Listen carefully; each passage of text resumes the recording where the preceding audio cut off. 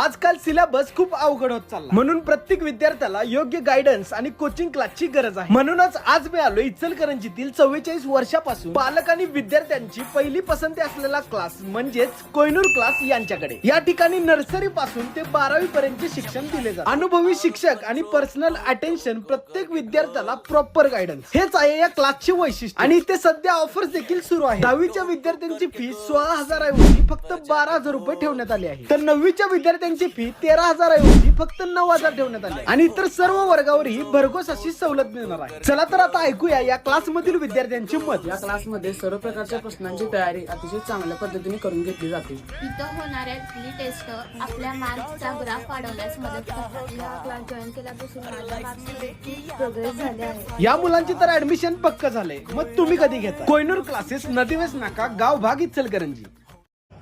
नमस्कार, मी सद्दाम सिंग मुल्ला। आपण पाहतात SM नेटवर्क पुस्तक पीपल मराठी। चला तर पाहूया आजची ठळक घडामोडी।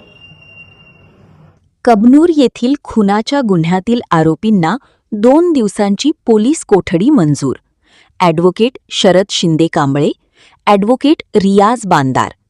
काल दिनांक 7 मे 2026 रोजी शिवाजी कॉर्नर कबनूर येथे घडलेल्या खुनाच्या गुन्ह्यातील आरोपी सुनीता बाळू बामणे, यश बाळू बामणे आणि ओम बाळू बामणे या तीनही आरोपींना दिनांक 8 मे 2026 रोजी शिवाजीनगर पोलीस ठाणे यांचेमार्फत अटक करून इचलकरंजी येथील प्रथम वर्ग न्यायालयासमोर हजर करण्यात आले।